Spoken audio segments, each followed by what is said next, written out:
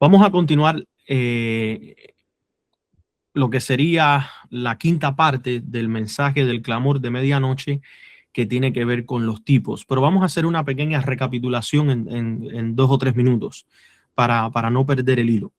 Empezamos leyendo la evidencia de cómo el pueblo milerita estaba predicando que la segunda venida estaba por suceder y que el hecho de que no se conozca cuándo va a ser el día y la hora, porque sabemos nosotros como adventistas del séptimo día que a su tiempo Dios lo va a, en este caso, revelar, ¿verdad? Pero o sea, como pueblo milerita, ellos entendían que aunque no vamos a saber el día y la hora, porque solamente es anunciado por el Padre, las señales de los tiempos nos muestran a nosotros cuán cerca estamos de la segunda venida y cómo nosotros podemos saber con respecto al tiempo de la segunda venida. Entonces ellos tenían 5 evidencias que ellos empezaron a predicar con mucha fuerza desde 1842, pero en esencia como un mensaje completo desde 1844, especialmente en la primavera. Perdón, en el tiempo, en el summertime, que sería en español, se me olvidó la palabra en español, el verano. El verano. Entonces, desde el verano se empezó a predicar la primera parte que tenía que ver con los 6.000 años, cuando ellos empezaron a hacer un cómputo desde el libro, desde Génesis, y fueron bajando por las genealogías y yendo de persona en persona, llegaron a la conclusión de que los 6.000 años se estaban cumpliendo para el año 1844, ¿verdad?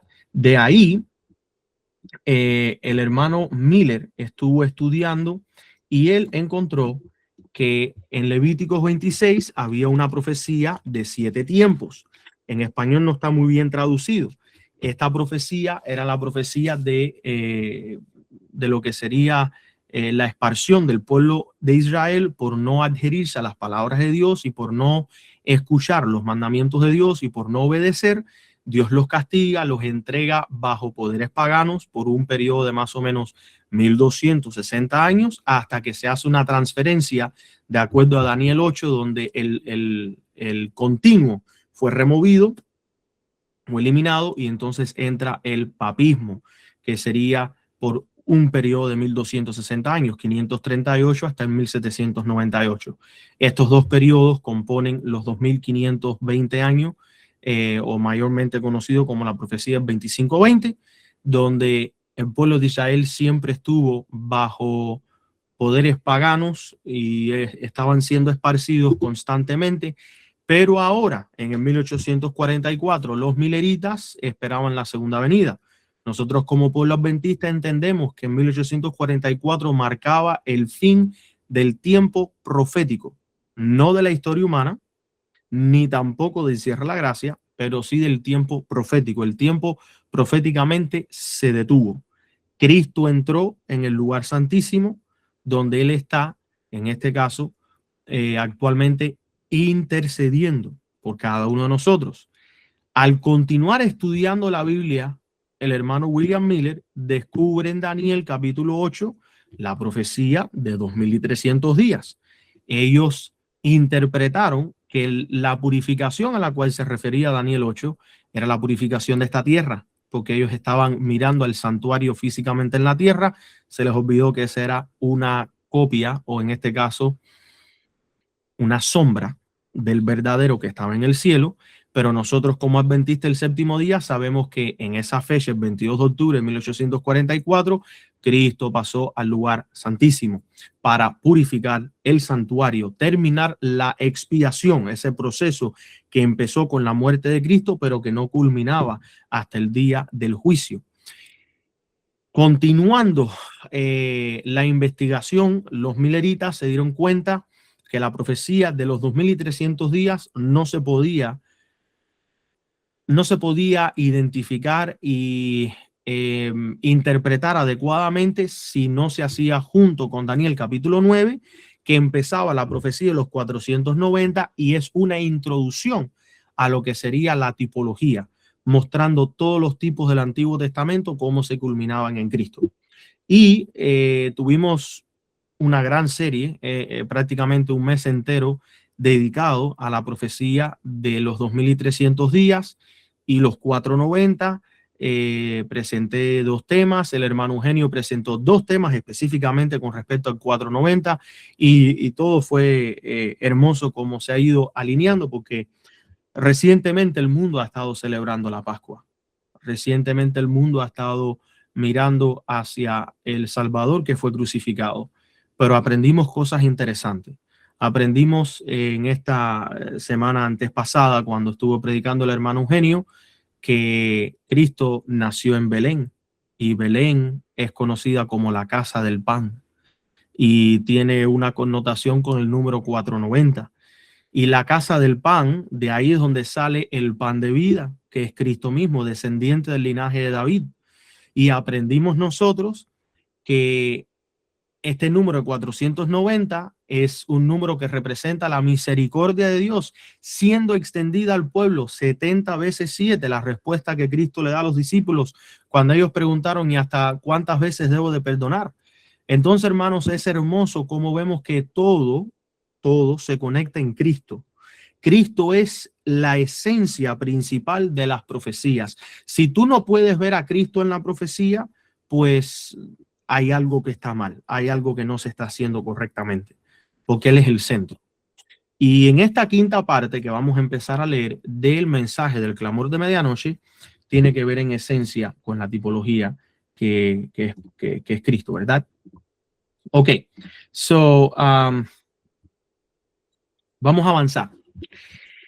Dice el hermano Samuel Snow: la ley de Moisés contenía una sombra de los bienes venideros. Y esta palabra aquí mismo, hermanos, que ustedes ven en pantalla, o esta frase, mejor dicho, es esencial. Dice un sistema de figuras. Esa es la sombra que fue entregada a Moisés. Era un sistema de figuras. La interpretación bíblica es siempre literal. Y si hay un símbolo, o en este caso una figura, entonces se conlleva de lo simbólico, de lo espiritual, se conlleva a lo literal. Nunca se toma de lo literal y se hace figura o se hace espiritual. Siempre se toma del espiritual y se conlleva al literal. Por ejemplo, en el caso de la ley mosaica, se entregaron, en este caso, los ritos, ¿verdad? Los sacrificios, todo eso era una figura que representaba algo literal, que era Cristo. Nosotros, por ejemplo, tenemos los sábados ceremoniales que celebraban en el tiempo de Israel, o no siempre se le dicen sábados ceremoniales, sino que eran días específicos en la ciudad donde la semana o del mes donde caía un sábado, aunque no era un sábado del séptimo día. Y eso era una figura, era una sombra de lo que el pueblo debería de experimentar, en este caso semanalmente, en los sábados. Todo era una simbología apuntando hacia un punto en el cumplimiento. Y esto lo entendieron los mileritas. Esto fue esencia del mensaje del primer ángel y del segundo ángel. ¿Ok? Porque el mensaje del tercer ángel empezó hasta el 22 de octubre. Pero antes del 22 de octubre, entre el mensaje del primer ángel y el segundo ángel, ellos entendían esto claritamente. El Antiguo Testamento todo eran figuras y tipos que apuntaban a Cristo y su reino. Seguimos leyendo. Dice, ellos citan Hebreos capítulo 10, y a mí me gustaría leerlo. Quiero que abran su Biblia en el libro de Hebreos. Aquí en Hebreos capítulo 10, ¿ok? Versículo 1, dice lo siguiente, la palabra de Dios. Ahí. Abrí el capítulo 1 en vez del capítulo 10. Ok. Hebreos 10:1 dice: porque la ley, teniendo la sombra de los bienes venideros, no la imagen misma de las cosas, nunca puede, por los mismos sacrificios que se ofrecen continuamente cada año, hacer perfectos a los que se acercan. Claramente se está declarando a través de las escrituras que lo que fue entregado al pueblo de Israel no era lo que cumplía la perfección en el hombre, pero apuntaban a la perfección, apuntaban a lo que iba a conllevar la perfección en el hombre, que es Cristo Jesús. Vamos ahora a ir a Colosenses, capítulo 2. ahí en Colosenses capítulo 2, que nos dice la palabra de Dios, versículos 16 y 17. Por tanto, nadie os juzgue en comida o en bebida o respecto a días de fiesta o de luna nueva o de sábados, porque son la sombra de lo porvenir, más el cuerpo es de Cristo. Y ahora esto es interesante porque este tema del sábado es un tema que surgió este fin de semana mientras estábamos en Lake City, y verdaderamente es un tema hermoso, profundo, que sería de estudiar más. Muchos toman este versículo de Colosenses capítulo 2 para decir, mira, ahí está diciendo de que nadie debe ser juzgado por los sábados, por ende el sábado no debe ser guardado, pero eso no es lo que se está refiriendo específicamente Colosenses capítulo 2 con respecto a la ley moral. Y eso es lo que muchos no acaban de entender, que tanto en la ley moral como en la ley ceremonial, o en este caso en el sistema de figuras, existían sábados. Pero la ley que quedó en este caso cumplida en Cristo no era la ley moral. Y eso lo vamos a entender un poco más adelante, sino era el sistema de figuras. El sistema de figuras llegó a ser cumplido. Y como evidencia y prueba de esto, yo quiero que ustedes vayan a Marcos capítulo 2, que esta va a ser seguramente la forma principal en la cual nosotros vamos a empezar a estudiar el tema del sábado más adelante, a más profundidad, porque esto ahora no se va a poder lidiar con todo al momento, pero yo quiero que ustedes vayan al versículo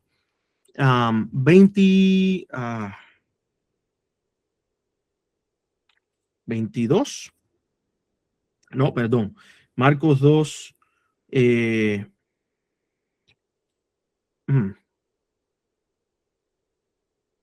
aquí está, Marcos 2:27.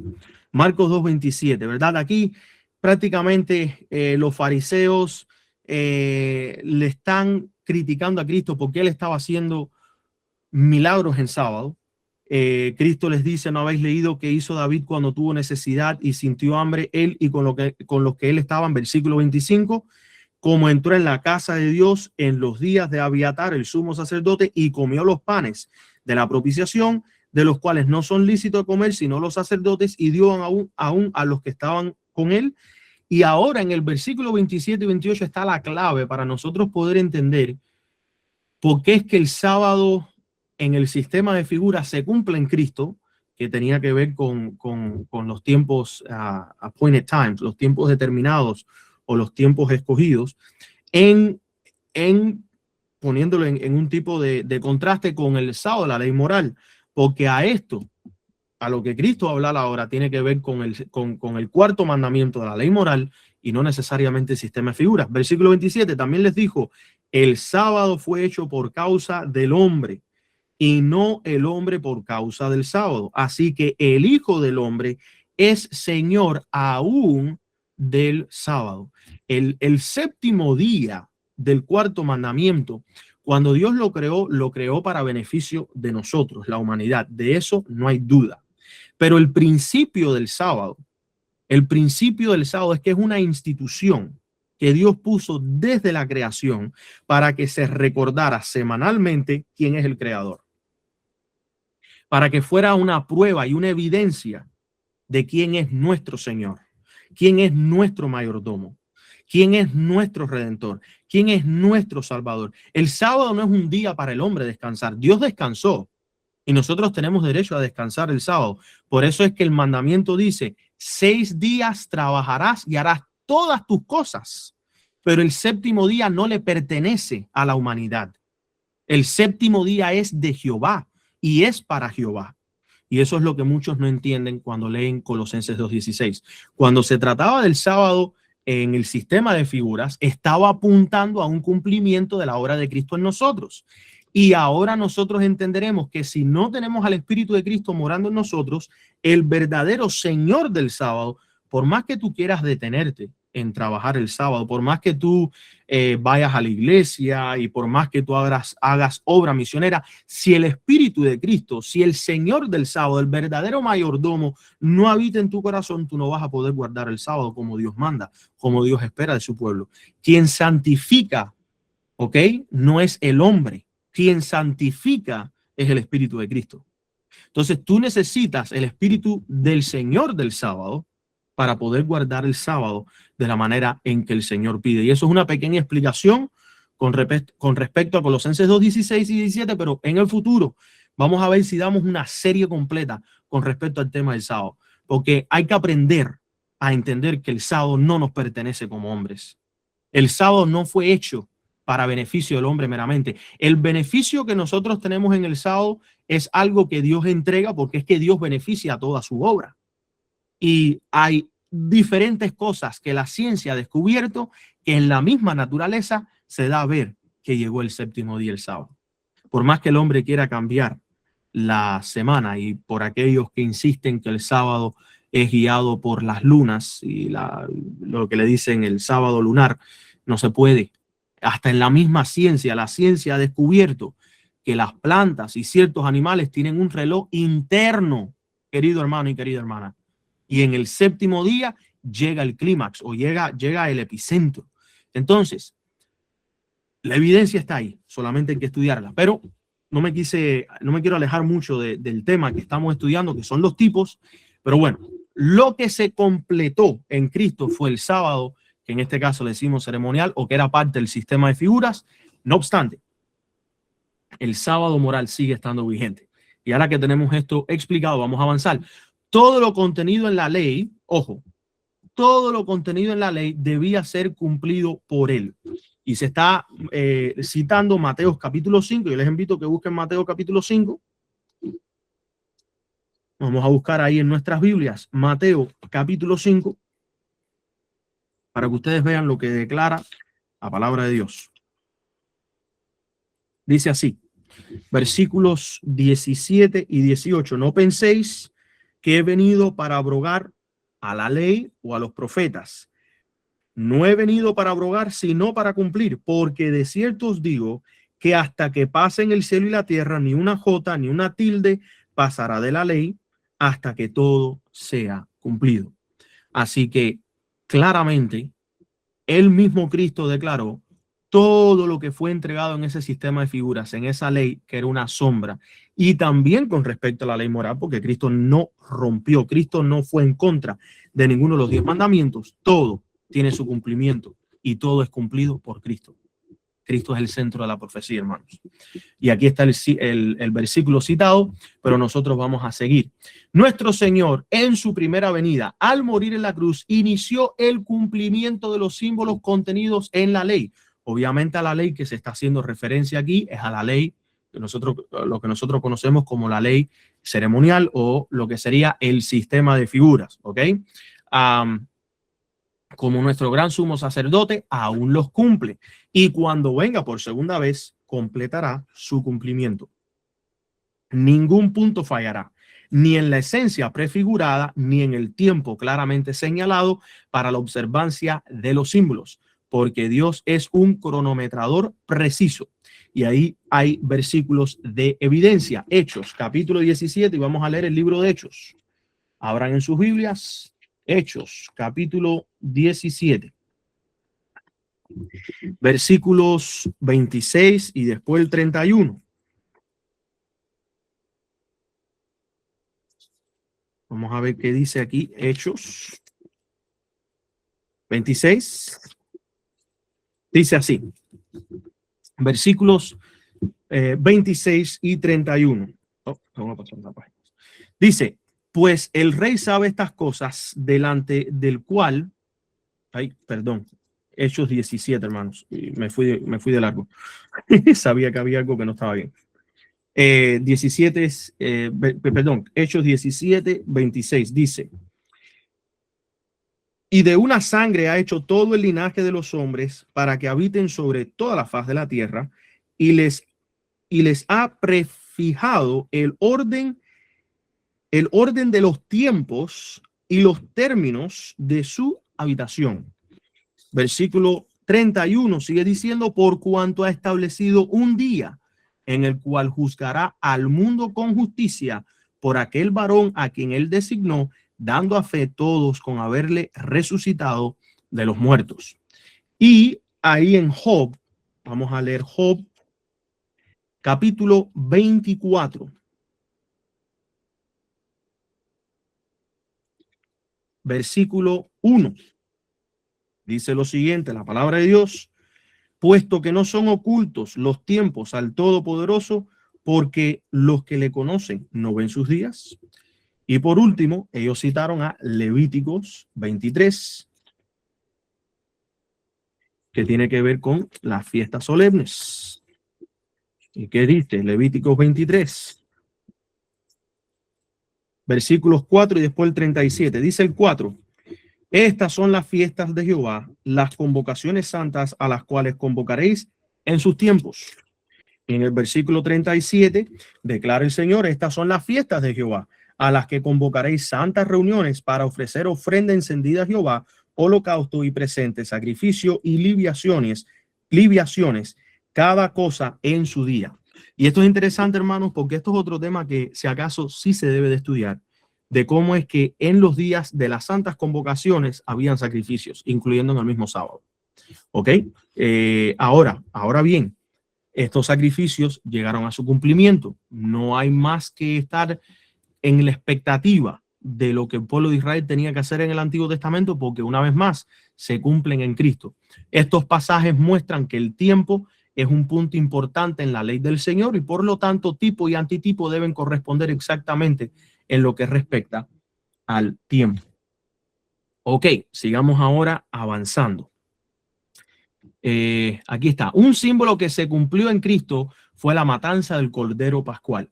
Este se sacrificaba el día 14 del primer mes. Levíticos 23, capítulo 5, que aquí yo lo tengo frente a mí y dice de la siguiente manera: en el mes primero, el día 14 del mes, entre las 2 tardes, Pascua es de Jehová.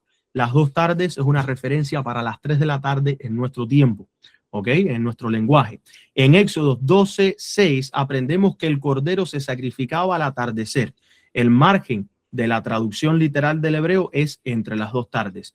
Joseph Frey, un judío converso, en su obra sobre la Pascua dice que la tarde o noche del día se dividía en 2 partes: la tarde menor o anterior y la tarde mayor o posterior. El punto de división entre ambas era las 3 de la tarde, la hora novena del día. Jesús murió en la cruz el mismo día a la misma hora. Y Marcos 15, 33 al 37 es la evidencia a esto. Así Cristo, nuestra Pascua, fue sacrificado por nosotros. Ningún punto de la ley falló aquí.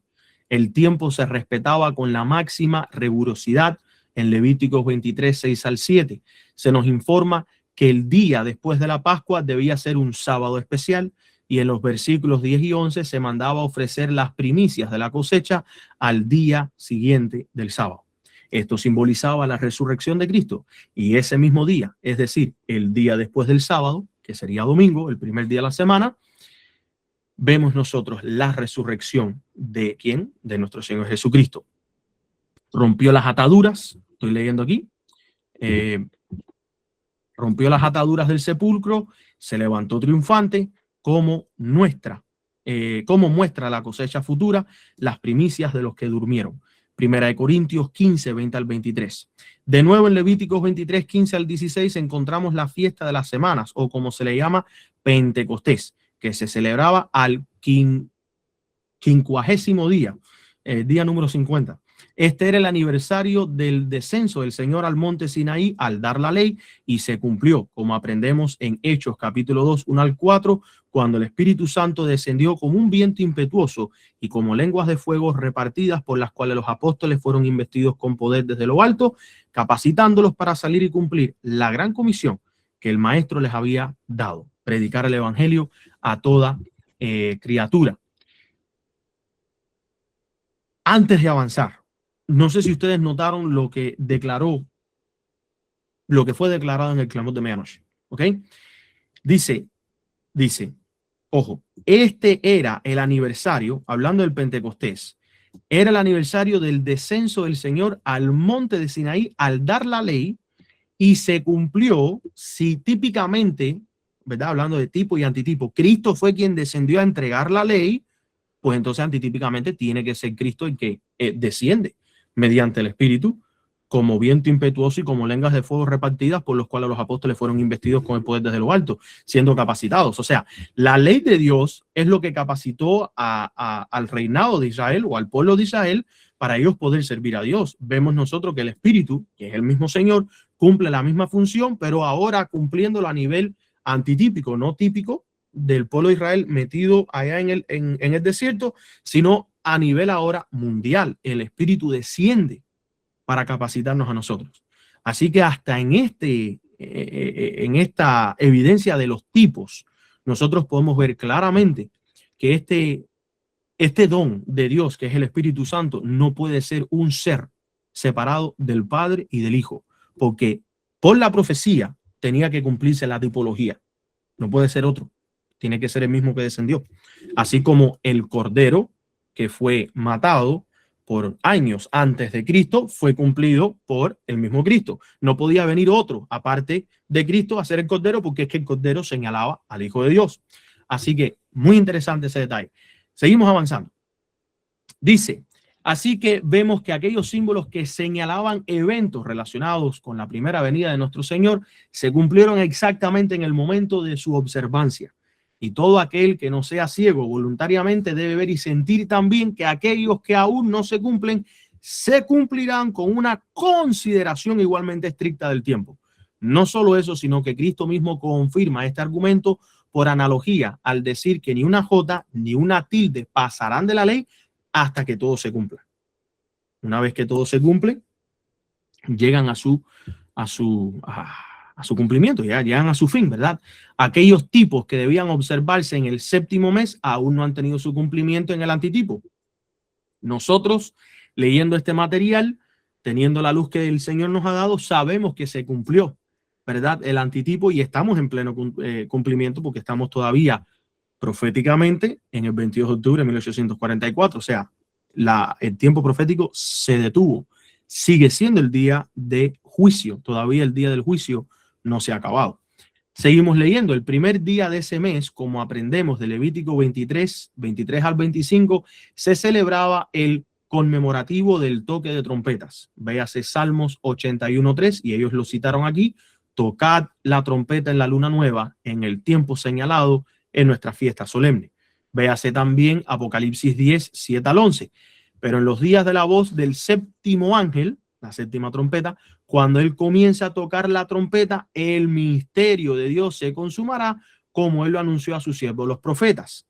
Y esto es interesante, hermanos, porque aquí lo que ellos estaban declarando, el pueblo milerita, muchos adventistas hoy no lo entienden. No lo entienden porque no han creído plenamente en los tipos y que han llegado a su cumplimiento.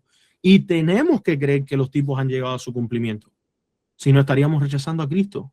Estaríamos rechazando su ministerio. ¿Ok?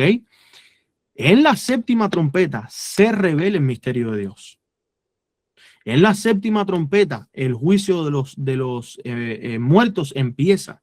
En la séptima trompeta dice, las naciones se están airadas, hay guerra y rumores de guerra. En la séptima trompeta, los reinos de este mundo se transfieren a ser los reinos de Dios, y estamos en pleno proceso. Quien está al control es Dios. Y todo esto, hermanos, es parte del cumplimiento profético. Dice Samuel Snow que el primer día del séptimo mes, tras cumplirse 6,000 años desde el primer día de la semana de la creación, se inaugurará el gran sábado milenario con el toque de la séptima trompeta. Levítico 23, 26 al 32. Nos da otro símbolo, es decir, el día de la expiación o reconciliación, el 10º día del séptimo mes, en el que el sumo sacerdote entraba en el lugar santísimo del tabernáculo, presentaba la sangre de la víctima ante el propiciatorio, tras lo cual ese mismo día salía y bendecía a la congregación de Israel que esperaba.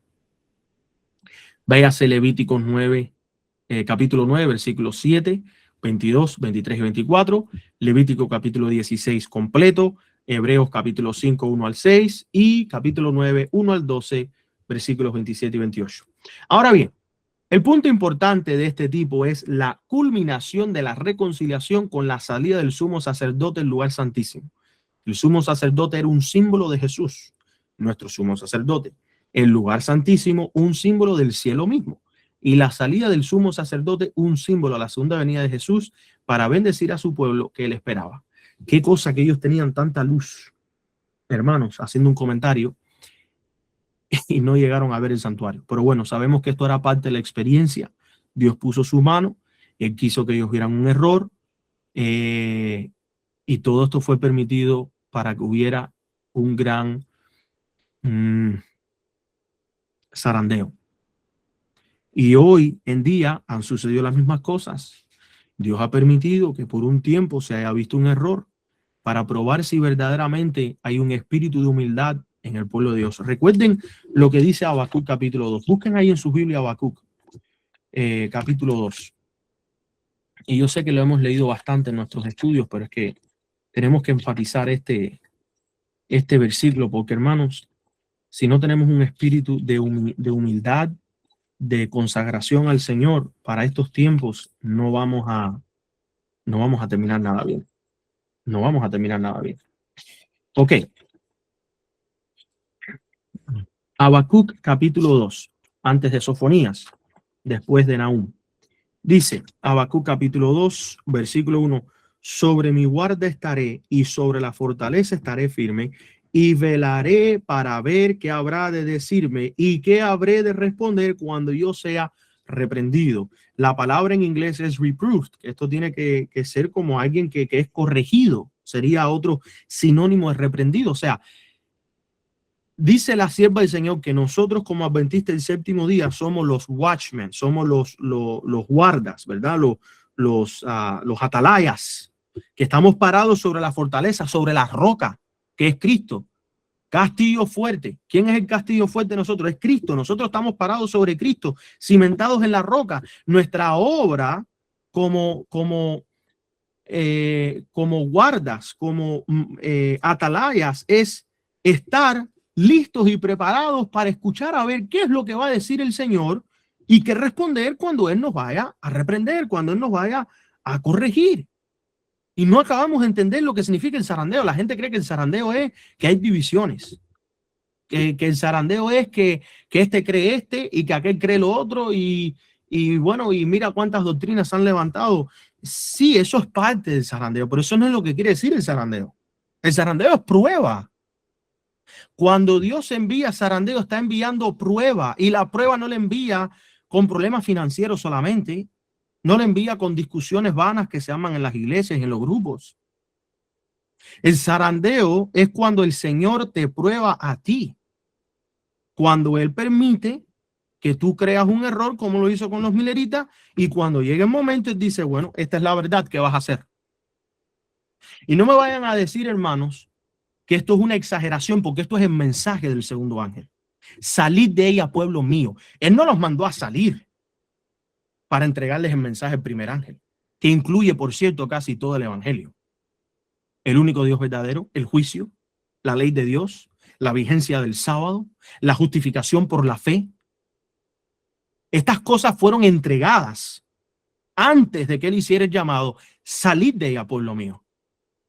Dios envía luz y después envía la prueba.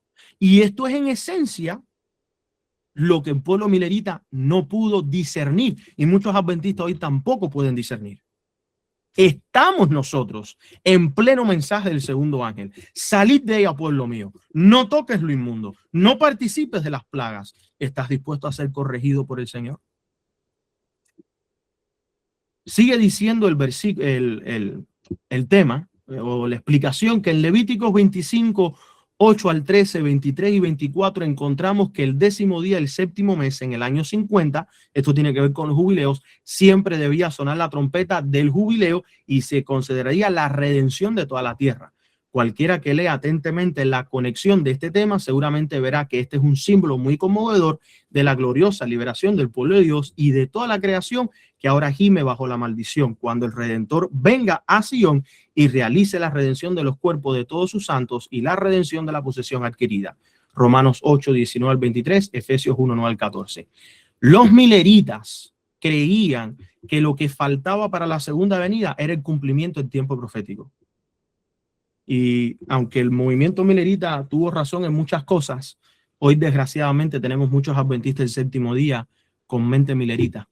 Y no lo estoy diciendo en una forma de crítica, lo estoy diciendo en una forma para amonestar. La segunda venida no depende de tiempo profético. El tiempo profético ya ha llegado a su cumplimiento y está esperando a que la otra parte se cumpla para que entonces ya todo pueda estar completo y Cristo pueda venir.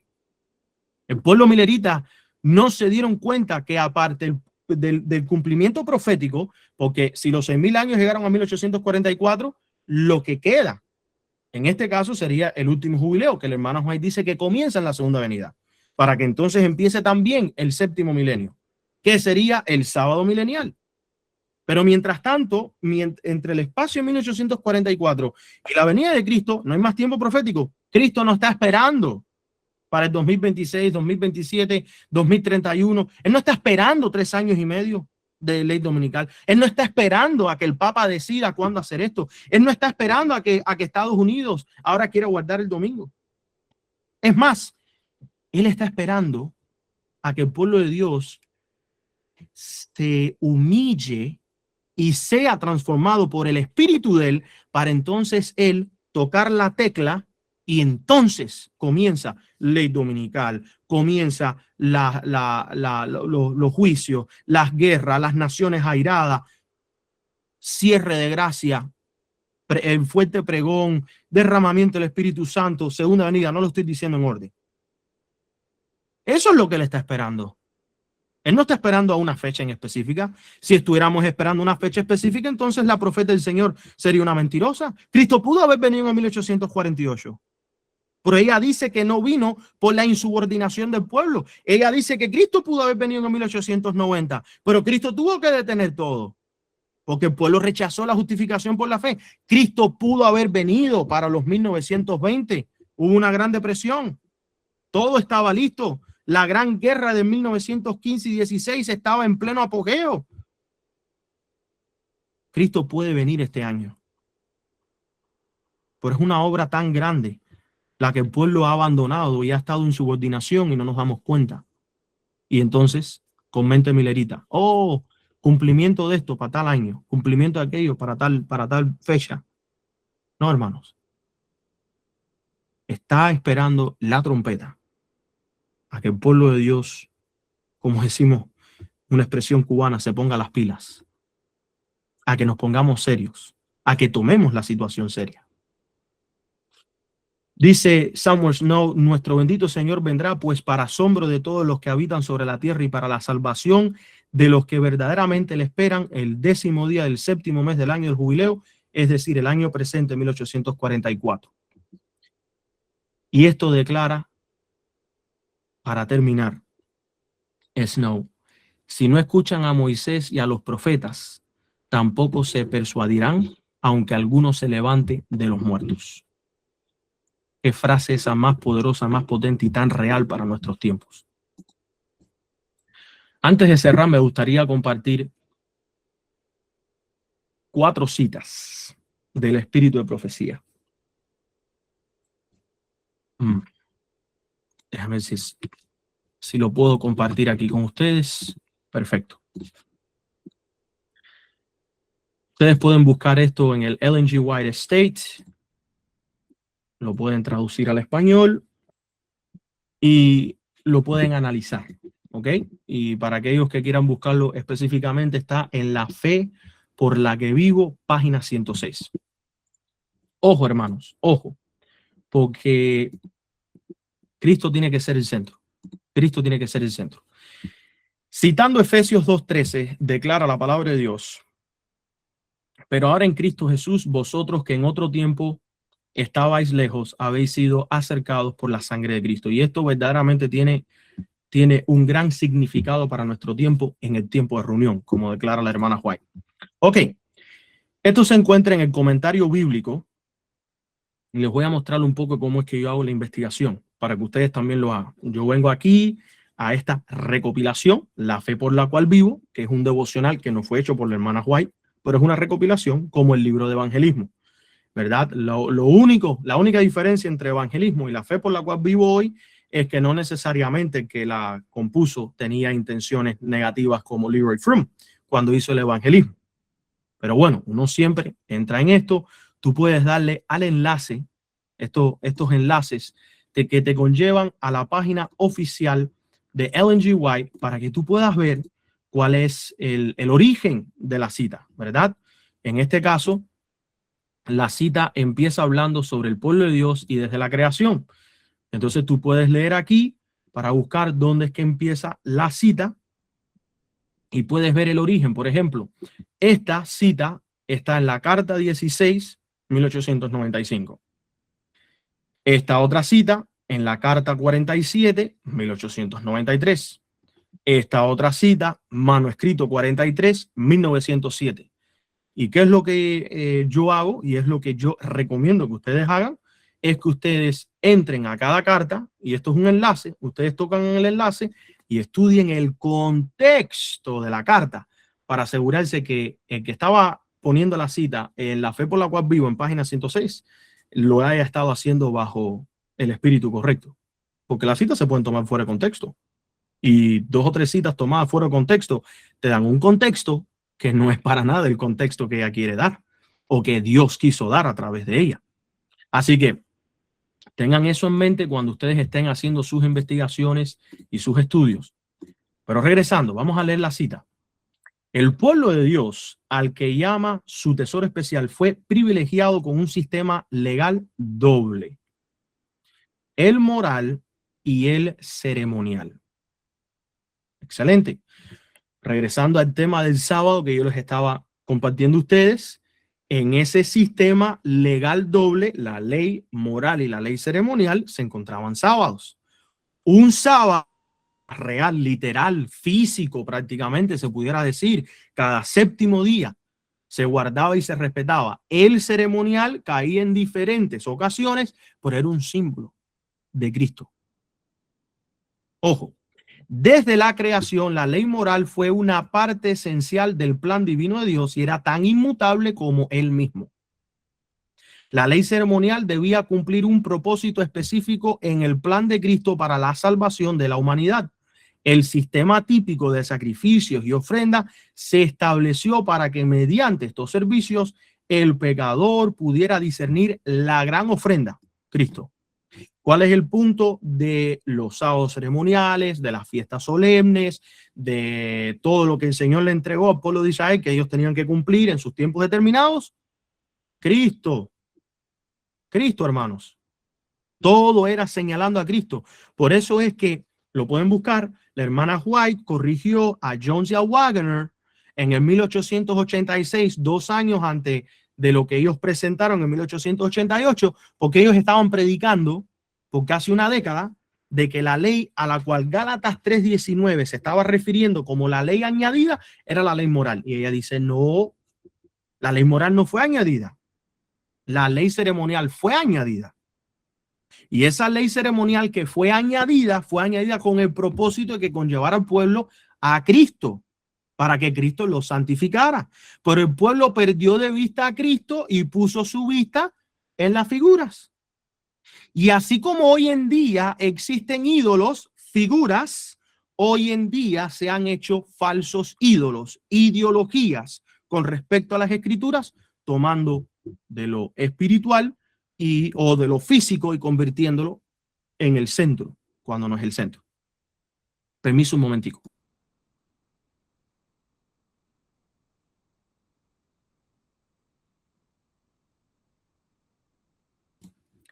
Necesitaba tomar agua.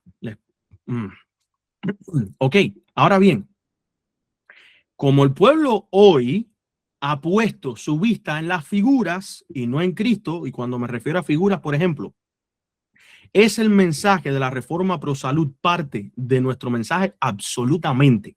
Es más, la salida al campo, la reforma pro salud, la obra médica misionera es en esencia el mensaje del tercer ángel en la carne.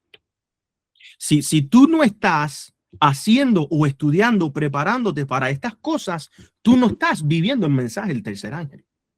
El mensaje del primer ángel incluye el evangelio eterno, el sistema del juicio legal de Dios en el cielo, la justificación por la fe, el único Dios verdadero, la creación, casi toda la estructura doctrinal bíblica. El mensaje del segundo ángel tiene que ver con la salida de las iglesias caídas, de las falsas doctrinas, de las falsas creencias. El pueblo sale no para estar disperso y desorganizado, sino para organizarse. La organización verdadera se encuentra en el mensaje del segundo ángel. No hay mensaje del segundo ángel si la iglesia no se organiza, si el pueblo no está organizado. Y esto lo entendieron los pioneros. Yo sé que algunos van a estar en desacuerdo. No hay problema. Podemos estar en desacuerdo. Yo estoy de acuerdo con los pioneros porque es que yo lo veo en las escrituras. Cristo salió de la sinagoga no para levantar un movimiento que se quedara flotando para donde sea que el viento soplaba. Cristo estableció un orden con los discípulos, los apóstoles, y ellos continuaron el orden. Fueron de dos en dos, organización, y fueron de pueblo en pueblo, y a donde ellos llegaban levantaban iglesias, y las iglesias todas trabajaban juntas, y en conjunto se avanzaba hacia adelante, y cuando habían diferencias se hacían concilios. Y los hombres tenían que reunirse y tenía que haber un espíritu de humildad porque se supone que el espíritu del Señor guiaba las mentes. Por eso es que hubo un aposento alto y hoy tiene que haber un aposento alto. Se tiene que vivir el mensaje del segundo ángel. No hay mensaje del segundo ángel. Para cuando llegamos al mensaje del tercer ángel, no participes de las plagas. Hay un cambio radical en nuestras vidas. El mensaje de la salida de las ciudades al campo, la reforma pro salud, la obra médica misionera, la educación cristiana verdadera, o lo que le dice la hermana White, la educación superior, porque ella no está en contra de la educación terrenal, lo que eso es una educación menor. La educación mayor es esta, la superior, esta es la educación superior. Todo eso es parte de la experiencia, el mensaje del tercer ángel. Todo esto es para poner nuestra vista en Cristo. Cristo, el que obra la santificación en nosotros, el que pone el querer como el hacer para la buena voluntad del Padre. Cristo quien nos lleva a la perfección. Cristo quien nos lleva al cumplimiento de la ley. Pero esto, como el pueblo de Israel, hoy en día no se tiene. Miren ustedes lo que sigue diciendo la hermana White. La ley ceremonial era gloriosa. Era la provisión hecha por Jesucristo en consejo de su Padre para ayudar en la salvación de la humanidad. Toda la organización del sistema típico, todo lo que tiene que ver con Dios, hermanos, es organizado. Fíjense ustedes cuán importante es la organización. Entrando un poco dentro de lo que es el mensaje del tercer ángel, que en una casa desordenada, en una casa que no se limpia, que no se mantiene recogida, la presencia de los ángeles de Dios no pueden estar. Fíjense ustedes cuán importante es la organización. Imagínense ustedes cuando espiritualmente el pueblo está desorganizado. ¿Qué espíritu es el que está albergando el pueblo? Si físicamente mi casa tiene que estar recogida y limpia. Y recuerden, hay personas que tienen acceso a más recursos para tener sus casas limpias. Pero el hecho de que uno sea pobre no quiere decir que uno debe tener su casa sucia y desordenada. Es más, la mayoría de las personas que yo conozco que son limpias y recogidas son personas pobres. Y yo provengo de un hogar pobre. Yo viví en pobreza en Cuba.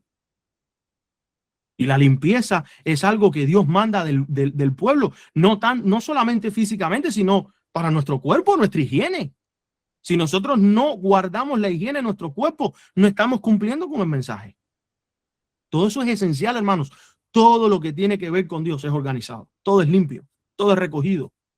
Todo tiene un orden, todo tiene su lugar, todo tiene un propósito. Yo no considero que un cristiano vaya a creer verdaderamente que Dios haya creado algo en nuestra creación que no tenga propósito. Y aún así hay cristianos que creen que existe un sistema solar con planetas que no tienen vida, que no tienen propósito, que solamente están por ahí flotando. Todo lo que Dios ha creado lo ha creado con propósito. Si tú no le has descubierto el propósito, la ciencia no le ha descubierto el propósito, pues hay un error y no está de parte de Dios ni está de parte de la palabra. Todo tiene propósito. En el sistema biomolecular del cuerpo, todo tiene un propósito. En el sistema de la naturaleza, todo tiene un propósito. Cuénteme a alguien, compártame a alguien, qué cosa en la naturaleza no tiene propósito. ¿Qué animal no tiene propósito? ¿Qué planta no tiene propósito? Todo lo que Dios ha creado lo ha puesto en un sistema. Y de toda la creación, lo más hermoso, la corona de su creación, es el ser humano, porque le dio el poder de elegir y decidir, libre albedrío. El único poder que tenemos nosotros que Satanás no nos puede quitar. Con ese poder no es suficiente para vencer a Satanás, porque Satanás puede doblegar nuestro libre albedrío. Él lo puede doblegar. Pero cuando el Espíritu de Cristo está presente y el Señor es el Espíritu, donde está el Espíritu, allí hay libertad. No hay forma en que Satanás pueda vencer. Por eso Santiago 4, versículo 7, no te dice, sométete a Dios y lucha contra el diablo. No. Someteos a Dios, resistir al diablo y él huirá de vosotros. Es el poder transformador del poder de Cristo quien pone orden en nuestras vidas. ¿Qué es lo que trae el pecado? Desorden, caos, confusión. ¿Qué cosa es el vino de la Babilonia? Confusión. Añadiendo cosas donde no deben de estar. Tú tomas un camión lleno de todo tipo de cosas y lo lanzas todo dentro de una casa, no puedes caminar dentro de la casa. Confusión es la añadidura de cosas sin ser puestas en su lugar y sin ser puestas bajo orden y organizadas.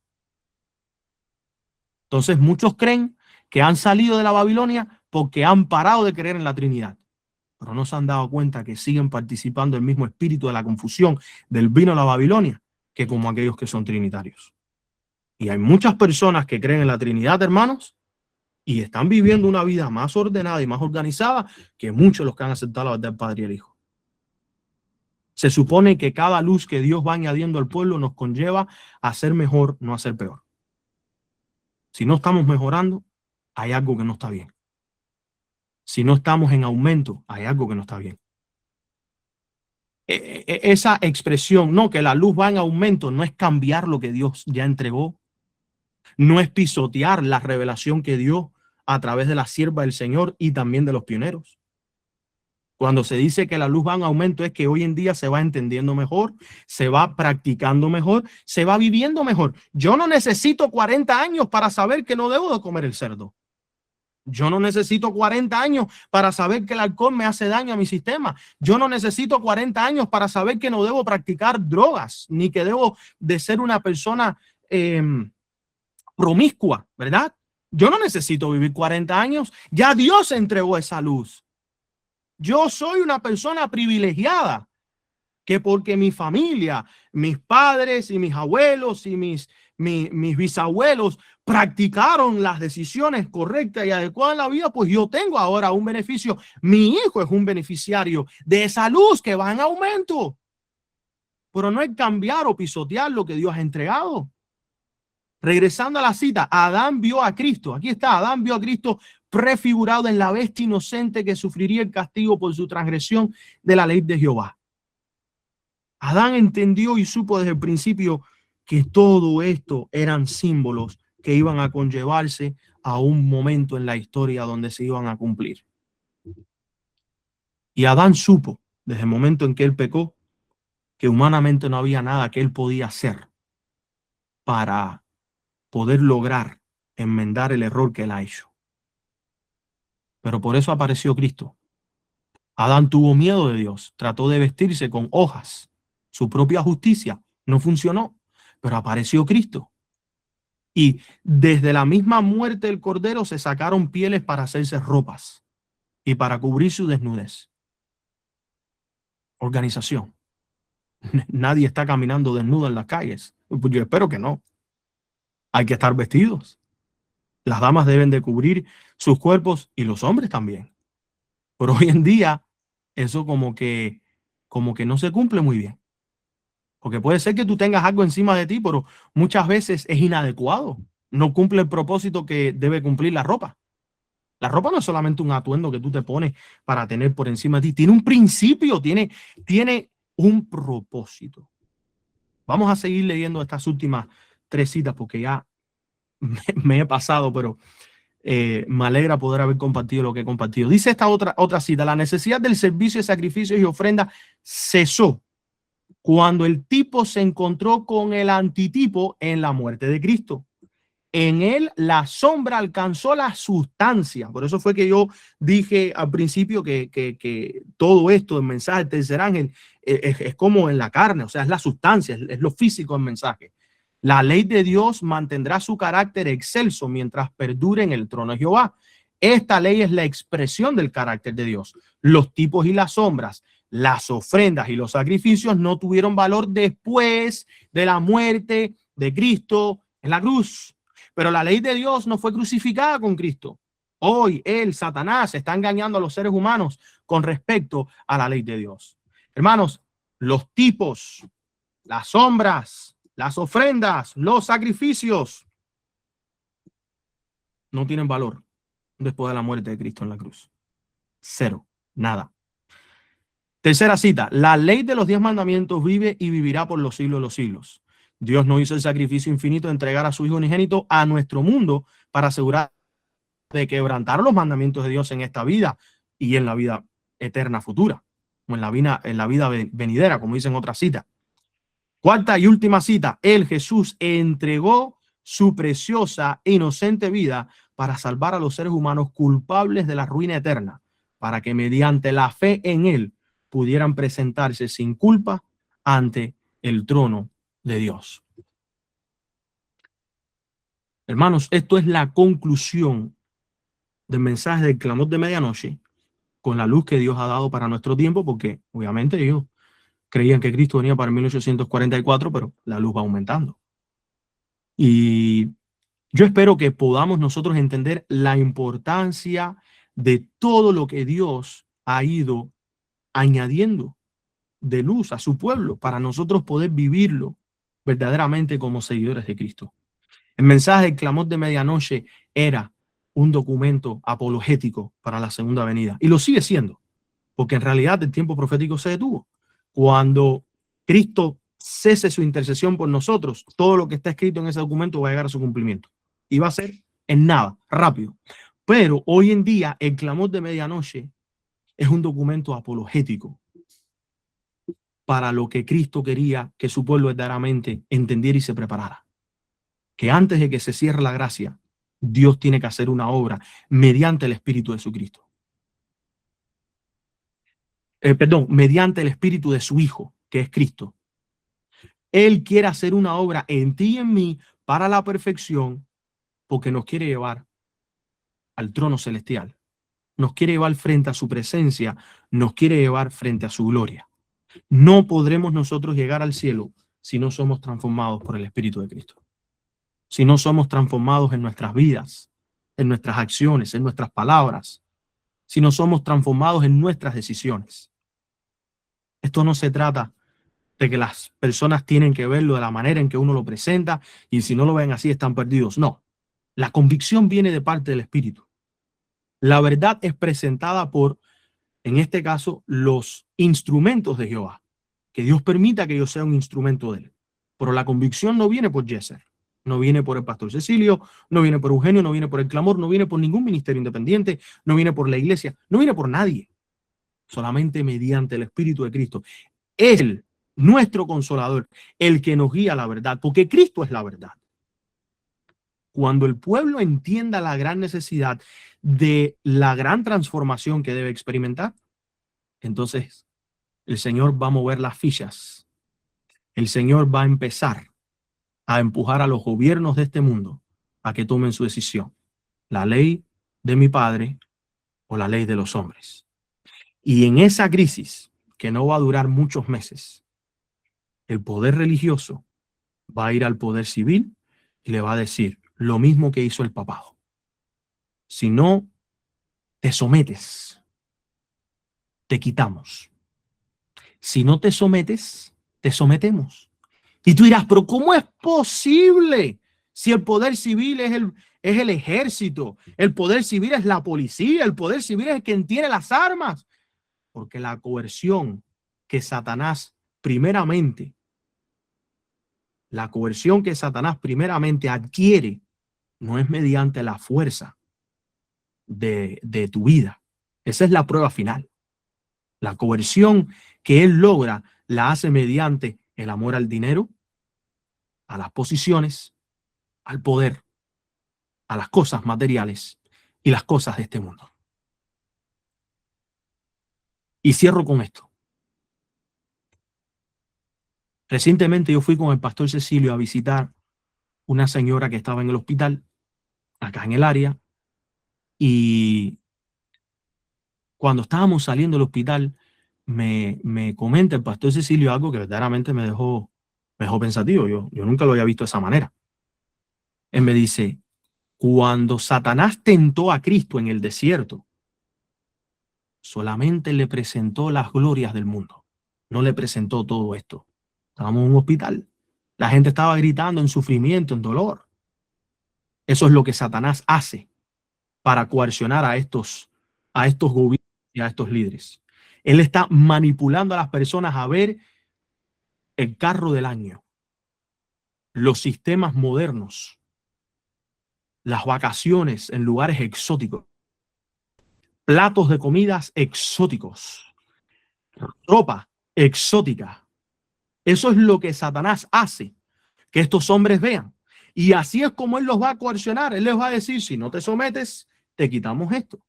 Y hoy, como el mundo se está aferrando a las cosas de este mundo materialmente, el mundo se va a someter a Satanás.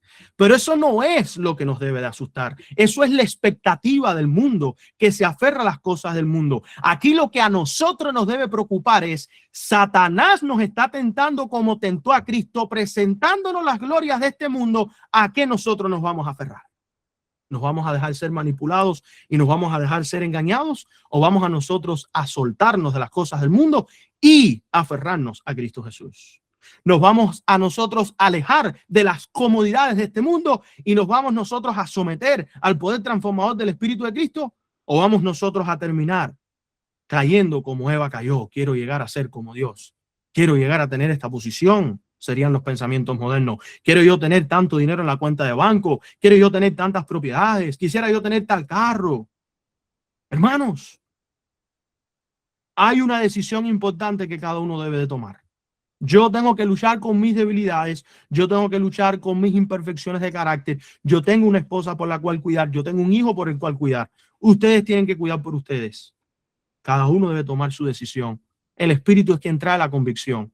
Las profecías se están cumpliendo. El tiempo profético está esperando. No caigan en ese error de Satanás, poniendo en nuestras mentes que estamos esperando al tiempo profético para que se cumplan las cosas. Eso es lo que Satanás quiere que tú hagas.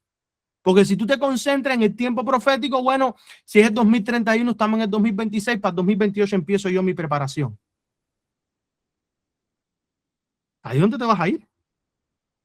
Si Cristo viene para el 2031, yo todavía tengo tiempo para hacer una carrera, poder levantar una cuenta bancaria, comprarme varias casas, hacer negocios.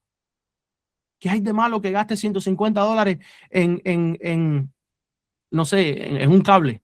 ¿Qué hay de malo que gaste $1000 en un saco de ropa? ¿Qué hay de malo que gaste $500 en un par de zapatos? ¿Tú sabes qué es lo que hay de malo? Que no se está avanzando la obra. Y cada persona que no llega a conocer la verdad y perece, cae sobre ti esa responsabilidad. No es que sea pecado comprar un zapato que valga $500. Tú eres un mayordomo, tú tienes libre albedrío. Pero el pueblo se está concentrando en el 2031 y el pueblo no se está concentrando en hoy.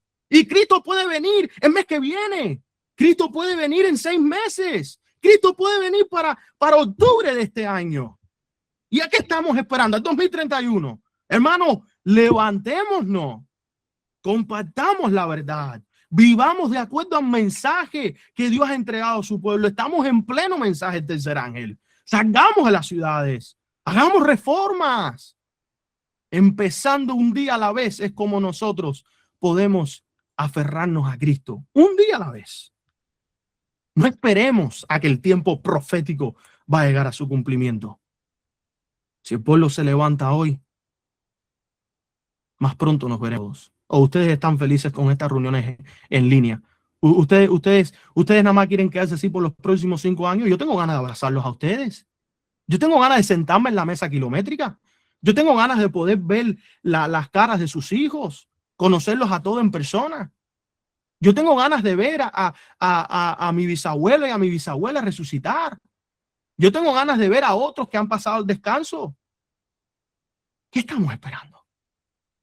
Hagamos cambios, busquemos al Señor, sacrifiquémonos por la obra, avancemos un día a la vez y verán ustedes que cuando menos nos imaginemos, el Señor aparecerá en las nubes, porque los últimos eventos serán rápidos.